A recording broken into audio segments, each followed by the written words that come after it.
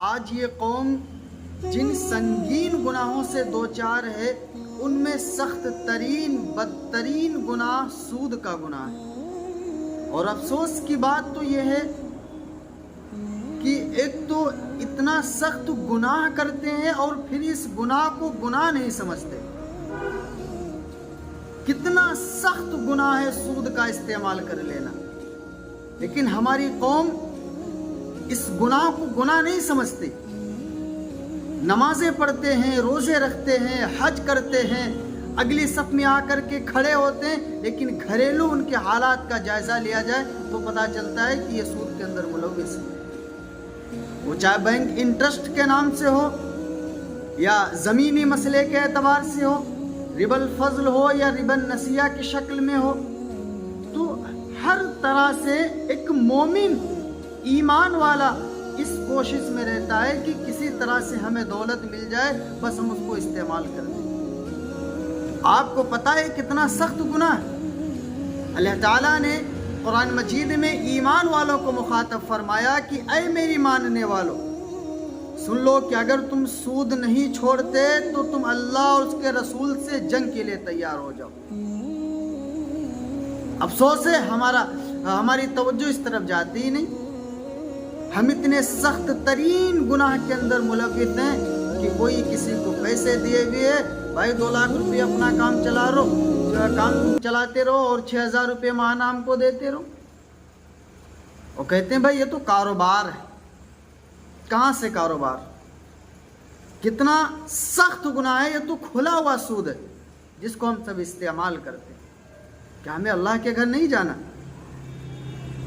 ہم قرآن مجید میں غور کریں، احادیث مبارکہ میں غور کریں کہ اللہ کے نبی کریم صلی اللہ علیہ وسلم نے اس گناہ کی کتنی سخت وعید ارشاد فرمائی۔ میں تفصیل میں نہ جاتے ہوئے بلکہ ایک حدیث آپ کے سامنے پیش کرتا ہوں۔ اللہ کے نبی کریم صلی اللہ علیہ وسلم نے ارشاد فرمایا کہ الربا 70 حبا ایسرهما ان ينكح الرجل امه۔ فرمایا کہ سود کے 70 درجے ہیں، آسان ادنا درجے کا یہ حال ہے کہ انسان اپنی ماں سے زنا کر لے۔ ادنا درجے کا یہ حال ہے۔ آج ہم سب غور نہیں کرتے۔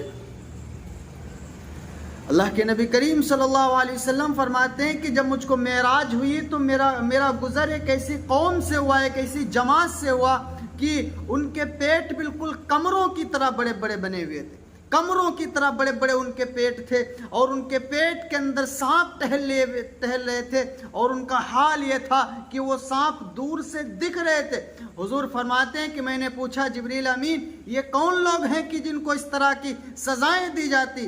تو جبریل علیہ السلام نے فرمایا کہ یا رسول اللہ صلی اللہ علیہ وسلم یہ وہ لوگ ہیں جو سود کھایا کرتے تھے، جو سودی معاملات کے اندر ملوث تھے، یہ وہ لوگ ہیں کہ ان کو آج اس طرح کی سزائیں دی جا رہی۔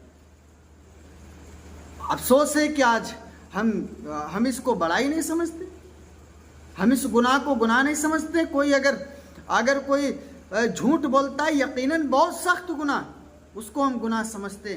کوئی اگر چوری کر لیتا ہم گناہ سمجھتے، یقیناً بہت سنگین گناہ۔ لیکن اگر کوئی سود کھا رہا ہے ہم اس کو گناہ نہیں سمجھتے۔ ہم کہتے بھائی یہ تو کاروبار ہے۔ اس یہی مسئلہ بینک انٹرسٹ کا ہے، اس کو بھی بہت سے لوگ یہ پیش کرتے ہیں بنا کر کے کہ بھائی یہ تو تجارت کا پیسہ ہے، یہ سود کہاں سے ہو جاتا ہے؟ کچھ آزاد خیال دانشور ہیں ہماری قوم کے اندر، اور وہ بہانے بناتے ہیں کہ بھائی جو بینک انٹرسٹ ہے تو آپ کا پیسہ جب بینک میں آپ جمع کرتے ہیں وہ آپ کا پیسہ لے کر کے اپنا کاروبار کرتا ہے، پھر اسی کے نفع کا کچھ حصہ آپ کو دیتا ہے، پیسے جمع کرنے والے کو دیتا ہے۔ یہ سود کہاں ہو سکتا ہے؟ یہ سود کہاں ہو سکتا ہے؟ یہ دلائل پیش کرتی ہماری جاہل قوم، یہ دلائل پیش کرتی ہے مسلمان قوم، اور بہانے بناتی ہے سود کھانے کے۔ حالانکہ بینک انٹرسٹ یہ کھلا ہوا سود ہے۔ تمام علماء فقہاء اس بات پر متفق ہیں کہ بینک انٹرسٹ یہ سود ہے۔ وہاں کاروبار کا کیا تصور بھائی؟ بینک میں کاروبار کا کیا مطلب؟ بینک نے نہ آپ سے بتایا، نہ کاروبار کا کوئی مسئلہ۔ اگر بینک سے اگر آپ کا پیسہ اگر نہ ملے تو آپ لے لیں گے اس کو۔ کاروبار میں تو یہ ہوتا ہے کہ اگر نقصان ہو تو سب کا نقصان ہو۔ یہ آپ نے کاروبار کہاں سے بنا لیا بھائی کہ یہ تو سود ہے، اتنا سخت گناہ ہے کہ اگر آپ کا پیسہ ضائع ہو جائے تو آپ تو لینے کے لیے کھڑے ہوں گے۔ اس لیے میرے بھائی ان دانشوروں کے جال میں نہ جائیں، بلکہ یہ کھلا ہوا سود ہے، اس سے بچیں، اپنی قوم کو بچائیں، اپنی نسلوں کو بچائیں اس گناہ میں پھنسنے سے، ورنہ یاد رکھنا کہ ہماری نسلیں تباہ ہو جائیں گی، ہمارے گھر تباہ ہو جائیں گے، گھر کے حالات، پورا ماحول بددینی کی طرف بڑھتا جائے گا۔ اور وجہ یہ ہے کہ اس طرح کا جو سنگین گناہ ہماری قوم کے اندر پھیلتا جا رہا، ہم اس سے حد درجہ کوشش کریں کہ ہم اس سے بچیں، ہم اس سودی معاملے سے بچیں۔ اور شاید کہ شرک کے بعد اگر کسی گناہ کی سب سے زیادہ اگر مذمت کی گئی ہے، اگر شرک کے بعد سب سے زیادہ سخت وعیدیں اگر کسی کی آئی ہیں، اور سب سے بدترین گناہ اگر کسی کو کہا گیا ہے، تو شاید وہ شرک کے بعد سود کو کہا گیا۔ سود کی جتنی سخت وعیدیں آئی ہیں تو شرک کے بعد شاید اتنی کسی اور گناہ کی نہ بیان کی گئی۔ لیکن افسوس ہے کہ یہ جاہل قوم، یہ ہماری قوم اس گناہ کے اندر پھنستی جا رہی، علماء کو چھوڑ کر کے۔ ہر مسائل کے اندر تو اگر عقیقہ کرنا ہوگا تو پھر عالم کو بلائیں گے کہ بھائی تمہیں عقیقہ کرنا ہے، لیکن شادی کے موقع پر اور کاروبار کے موقع پر کبھی نہیں مشورہ کیا جاتا، یہ صورت جائز ہے کہ نہیں ہے، ہم ایسے خرید و فروخت کر سکتے ہیں کہ نہیں کر سکتے، کبھی نہیں۔ ہماری قوم اپنے علماء سے نہیں جڑی۔ میرا عزیزو، علماء پر انگلیاں نہ اٹھا کر کے ان سے سیکھو، ان سے جڑو، ان کے پاس بیٹھو، دین سیکھو اور ان کے پاس جایا کرو، آپ سیکھو کہ تجارت کیسے کی جاتی، ورنہ یاد رکھنا کہ اللہ کے ہاں جواب دینا پڑے گا، اللہ کے ہاں جواب دینا پڑے گا، کوئی نہیں بچ پائے گا۔ اس لیے میرے بھائیوں، اس سخت گناہ سے بچنے کی حد درجہ کوشش کریں اور ہم توبہ کریں اللہ سے، استغفار کریں اللہ سے، ہم اس کام کو چھوڑ دیں، اس کاروبار کو، ہم جو سودی کاروبار ہو اس کاروبار کو ہم چھوڑ دیں۔ مسئلہ یہ ہے کہ بینک انٹرسٹ کو پھر استعمال کہاں کیا جائے۔